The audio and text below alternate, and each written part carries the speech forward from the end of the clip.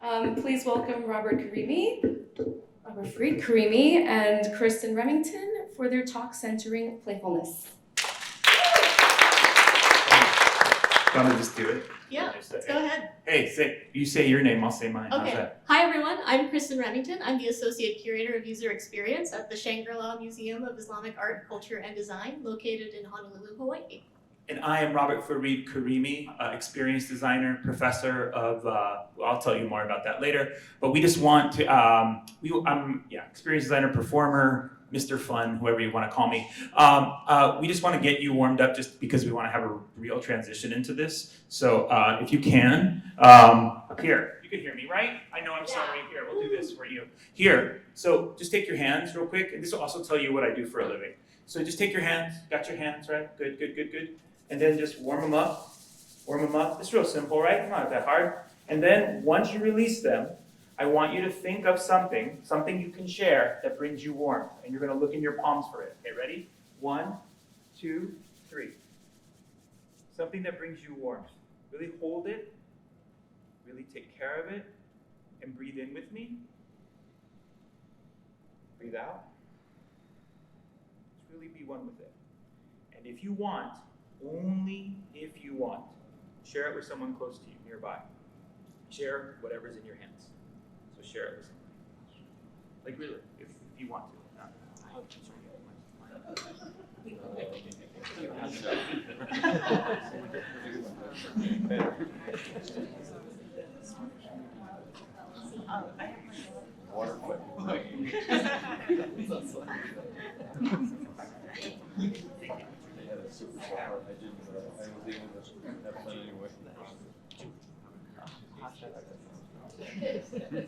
All right, are we ready now?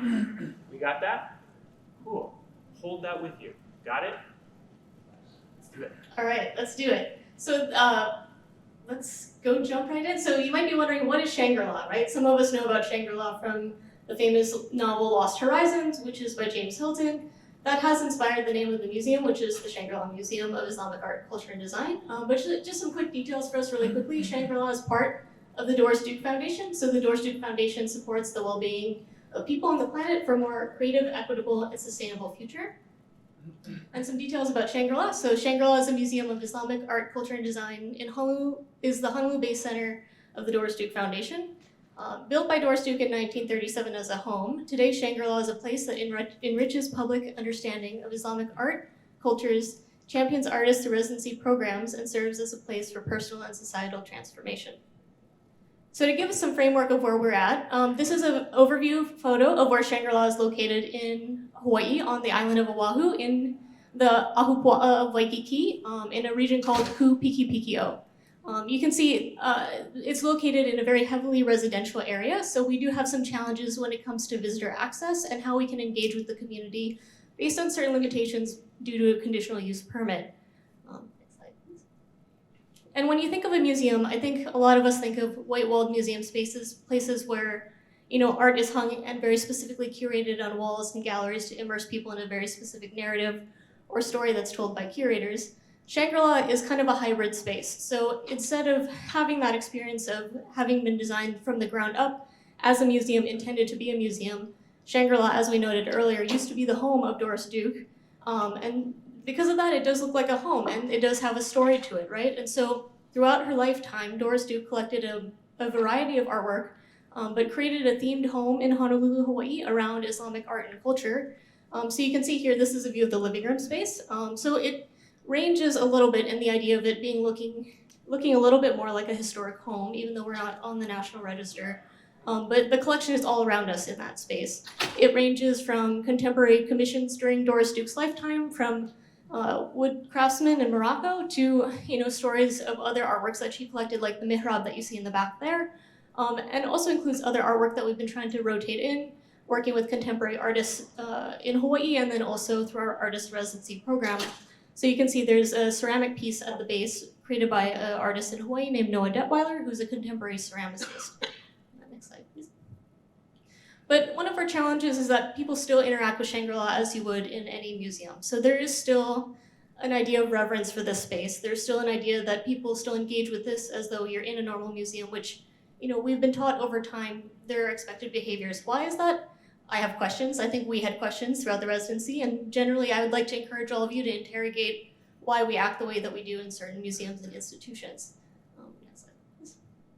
So through our Artist in Residency program, that's where Shangri-La likes to push boundaries and encourage people to think differently about these museum spaces and think about the ways that contemporary artists can come in and engage with the museum, not just to be another name on an exhibition for an upcoming show, but instead to bring something to the community, to bring something to what they'd like to say about the work that they create. And so this is an example from a 2018 artist in residence named Bahia Shahab. She's a Lebanese Egyptian artist, a mural artist, an epigrapher, an art historian. And the reason why I bring this piece in here to this conversation, in addition to Robert, is for two reasons. One, she referenced Space Invaders, which I think we can all get the reference here in her work. But she also learned about the history of Hawaii and how that related to her response to creating an original and unique work for the museum. So in the Arabic, she actually inverted this kufik to actually look like roots growing down into the ground. And this was a way for her to reference a poem by Palestinian poet Mahmoud Darwish, which the excerpt says, "My people will return again as air and as light and as water."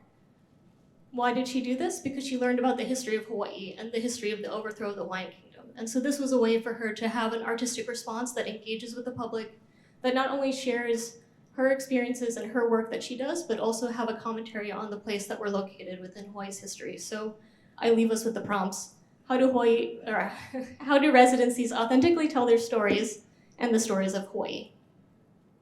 Which now leads us to Me. Hi. I think I'm just going to hang out right here. Yeah, are we still in? Are we doing this? Good. Hey, I'm Robert Farid Karimi. I literally, what it says here, I engage funny bones and other senses. I cook with change makers to spark reimagination. I design playful spaces. I'm also a professor of performance practices at Arizona State, and I'm co-director of the public practice and generative play StudioLab, where we are focused on civic nourishment and using playfulness as our fabric. What I focus on is intersectional, non-binary world building in relation to health innovation and mutual civic nourishment. Because we don't have a lot of time, bring me back. I could do I could tell it all. I could talk about it. Got 25 years. I do transdisciplinary experience design, writing, directing, and I also focus on play testing as community engagement. To give you one piece of something I do, here is the Serve and Protect LAPD playtest, where I designed a role-playing game to talk about police relationships with community, where people play the police officer, a community member who's been stopped, and an observer with a phone. But I don't stop at the game. I'm also about the game performance, the experience. So the players play with actual cops. The play testing is with actual LAPD, and the police cheated throughout the whole game because they're the ones that know the rules. The youth did not. So then they start learning and exchanging wisdom through the act of playing game, mutual civic nourishment. Does that make sense? Hopefully it does. So now, why am I here today? Because I was the 23 artist in resident at Shangri-La Museum of Islamic Art and Cultural Design. And so they asked me to bring myself and my work and apply it to the museum. And I created this thing called Bazi, Recognize Bazi. And for all of you that are into hip hop or punk rock or from that era, it's game, recognize game. And it's a term from hip hop that I took because it's about game performances meant to shed light on playfulness and the power of fun, generosity, and kinship. Game, recognize game. Hustler, recognize hustler. Tú eres mi otro yo. You are my other I. I recognize you in me. And doing it through a series of broken games. Just like the game I showed you before, play testing, right? It's a broken game. Why? To reveal light on broken systems. So while you're critiquing my game and talking smack about how crappy my game is, you're talking about smack about the system. So that's what this was. I did as well. And those are two examples. You can ask questions if we have time. And here I go. So I had my player experience goals. Bring playfulness to Shangri-La workspace, Role play Doris Duke, because I always wanted to be a rich millionaire. Hello. Spark others to imagine Shangri-La as a play space. Gamify the whole museum. Center humans, their wisdom, their relationships to museum objects and spaces, and conceptualize possibility for the future of museums, Islamic art, and the role of artists in civic change-making and mutual nourishment. I am giving you all this now because it's your job. You get to talk smack because this is a play test of a presentation. Did I do it? I'm just going to show it to you. I'm not going to go by each detail of how I did it. You get to tell me, okay? This is your judgment. This is your way to play, okay? Is that cool? Do you consent to that group? Yes? Yes. Okay, here we go. So, here's the example. I started off with the first community, the group of the staff at Shangri-La. We had a burrito, we ate burritos, I made shirts for them so that they could all be players as part of the community. And even people came to work with socks. They bought special socks for work. And I even put a unicorn in the pool so that it could become playful. And I watched employees that have been working there for 10, 15 years send videos to their loved ones going, look at what's happening at work. Because a simple gesture created such big impact. And that's what I was after.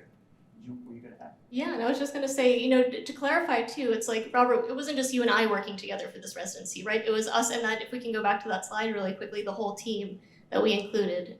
So a few more. So you can see here, there's a range of staff that are featured. So it's everybody from our grounds and facilities team, Ronald, Ferdinand, Steve, to people who are also curators like Naveed Najafi, our curator of programs and social practice, Lynn Najida, who works in exhibition design and installation, and Nahid Minawi, who also helps with program coordination. And they were all hugely impactful in making sure Robert's residency took place, happened, and also had input in how this residency was created. And this is, I'm going to show you how I intentionally worked with them, because before, usually, this space doesn't work across departments. So I was really intentional to make sure that everybody felt, that's why I designed the shirt, so that, see everybody here, everybody was a part of it in a certain way. So, how? With play testing and community engagement. As Kristin said, Naveed took me on a site visit to get to know the Hawaiian community and to get to know the issues so that I could think about how I could make my games, how I could make my ideas. Here is an example of Red Hill in which the US Navy has basically poisoned the groundwater in Hawaii, and people are having to give water to people. This started making me think, how could I bring this idea into my work? I also play tested in the space before. Again, working with Lynn, working with Jeremy, and various other folks to find ways to already play test my ideas in the museum. This is not something that a museum usually does. And then with Arizona State, I play tested my video game, Grandma Invaders, which I'll show you in a minute, with youth, with students in the community, and activated spaces outside of the museum. And here's an example of Pono and with two community artists that I wanted to make sure were part of the play testing. We're play testing these ideas together, where they make one of the games and ended up painting using lowrider paint. And I'll show you that in a minute. And we did a community play test the night before of our game night. Here, people, they were from University of Hawaii. What was the department? It was the Learning and Technology Department, headed by Dr. Peter Leung, who's there in the red shirt. Yes, and with other community members that we had met at different gay bars, I'm not kidding, and brought them to come to the party and to play test the ideas. Here they are play testing it, learning how to play backgammon. We found out in the play test, most US people don't know how to play backgammon. Here I am with the group of folks that ended up being the performers, the whole community of performers working together. There's Joel Villa, our operations manager, and again, trying out the ideas. What does it mean to make a museum livable? It was starting to happen in my head. And so, then we have the games experiences. And we're not gonna go through the whole thing with you, okay? I want to, oh wait, why am I missing something? Oh no, I'm gonna go with the whole game, so I'm going ahead of myself. Here we go. We still in? Yeah. Yes? Here we go. 5. Oh, I can do this. So, here's what the games were about. It was about satirizing the game mechanic, remixing Orientalism, being playful with complex issues within Muslim West Asian communities, and honoring players' wisdom. I cannot tell you enough how important that is. Honoring players' wisdom in my experience designs is something I always do, in addition to challenging the players so that they spread experience narratives. Part of my work is about what the exchange that happens after the experience, so that they're spreading the ideas for us, for me, not just playing the game. So here's the first game, Cards Against Iranians, Syrians, based on the Muslim ban. You play Cards Against Humanity with these black cards that I replace, the original cards, and you must play with someone from West Asia. So your idea is to make fun of them in front of them. Usually the game breaks because most Americans don't know anything about the countries of that region and can't make a joke or talk shit about them. And then for this museum, I interrupted the Orientalism of the museum with the cards itself to get people to play and to think about what they're looking at. I then made War, where I got a settler versus local deck after hanging out with Hawaiians that kept talking about settler and local, and people got to play the game War. But while they play War, the cards mix. So it was getting them to think about the metaphors of Hawaiian history. And then got Grandma Invaders. This is a game, because I don't know if you know, in 1979, Space Invaders was created in Japan, 1978, and in 1978, the Iranian Revolution and the United States changed its attitude towards Iran and Iranian Americans. So I created a game in which to critique the mechanic, and then and co-designed this game with a student from ASU, and to critique the mechanic of Space Invaders, to get people to go from shooting and killing to protecting. And you actually shoot my own grandmother, who battles you and throws sandals at you when you try to kill women. And here you can see an example how the site visit affected me. I put a level for protecting water and protecting Hawaii. And also made stickers. I ended up making stickers from the icons because I had 2 or 3 women from Iran critique the game during playtests I did online to talk about the women life freedom movement. And I also have pins if you would like. I can mail them to your home if you'd like some. And finally, What Set You Claim was created by 2 artists here locally. I'm gonna say his name wrong right now. I will get it in a minute. I'm going too fast. In which it takes a set, right? It's a thing from gang culture. I grew up in LA. This idea of claiming your gang. You know, what set do you claim? What gang are you from? But I was a nerd, so I thought of this set that you see up here, and I got the game is you get to claim your own family and your own group. Like, you create your own crew before you come into Shangri-La. So here we go. We're gonna show you the game night in 1 minute, okay? And what I'd like you to do, can you do this with me? Just because, can we do, let's do this today. Take your hands again, since we started this way. This is something that unites Africa, Latin America, Asia, and Europe too, and the US. Ready? And Wisconsin. Here we go. So you're just gonna do this while I do the slideshow. Ready? Here we go.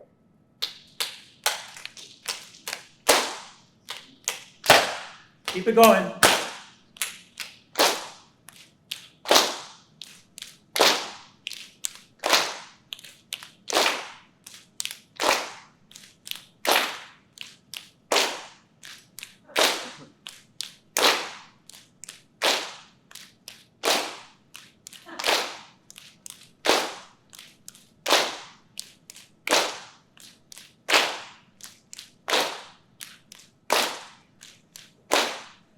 Thank you. Okay. First, I have to acknowledge that you DJ'd that slide transition over here, so if anyone caught that, that was awesome. So the question is, like, what did Shangri-La learn and what did Robert Farid Karimi learn from this residency experience? I think what we learned were a lot of things, but I mean, something that I'd like to call out for our conversation today is just the elements of joy. Like, you know, I started this conversation asking us these questions, right? Like, why white walls? Why static spaces? Why do people have, you know, the idea that they need to be quiet in museums? Like, this residency turned that on its head, and there were so many people laughing, so many people having, you know, joy in interacting with each other, asking questions, feeling as though not one person was the dictator of knowledge towards them, but instead they were encouraged to learn through each of those games and ask those questions that might have come up through, why am I shooting your grandma? Or I have a question about Iranian history that I don't understand from this game. So for us, it was just seeing Shangri-La transformed into a different space in a way that it allowed us to also push our boundaries in understanding how do we care for a historic collection, but also allow contemporary artists to be creative and use this space in a way that convenes conversations, whether it's through an immersive experience like game recognized game night, or if it's through another artist coming in to have a performance or an artist coming in to hang their artwork. There should be an element of engagement that goes past just come and see an exhibit, come and talk to an artist, right? But ultimately, the whole process was playtesting for us as well. And I think that that is the biggest success of all, is that we did this project, we did this residency, and we had so much learning from it. I mean, I'm a big fan of that phrase, whatever doesn't kill you gives you more XP. And so I think after this residency, we really did gain a lot more experience points in how we can really encourage, you know, our residency program to grow and expand boundaries and think more differently about what it means to be a quote unquote artist, what it means to be a quote unquote community member, what it means to be a museum, right? And the lessons I got, I won't go through it because I don't have time, but you can ask me about it. The biggest one is something I've learned even in my work with governments and any institution. I do this work outside of museums as well, bringing playfulness to all different institutions. But one of the big ones is elegant ease. If you don't connect to the staff and give them a message that they can spread amongst themselves, all of a sudden you have breakdowns. And the second one is buy-in. Don't assume everyone wants to play. The security guard just came to work, damn it. Doesn't want to play your game. It's okay. What I have to say is designed for waiters and allies. And what I mean by that is this is a term from Joe Garlington from Imagineering, the idea of waiters, swimmers, and divers. I add another thing for WASD, you know who I'm talking to, is allies. That security guard is an ally. He came to work. He's here to support you. He doesn't need to play. It's just like the parents that take their kids to the Lego museum. They just want to sit on the bench and be on their phone and let their kid do their thing. You need to honor them when you design something. And then small gestures, large impact. I don't need to say, you get that? Got it? Whenever I talk to my students, they always think they got to do this big. No, small gestures. And finally, playfulness, gaming for all generations. You gotta remind the venue of that. Every time I say game and play, oh, our kids, oh, our youth, oh, every time I do youth work, the moms are like, what about us? What about us? And if you're not getting everybody involved, you look at those pictures. We had people, that's why I kept showing you pictures of older people. We had all ages because, and in this project I'm doing for the state of Michigan, it's people want that to happen. People want playfulness even for their politicians, right? Even in all this thing. I think we're gonna be done and end you with this image, right?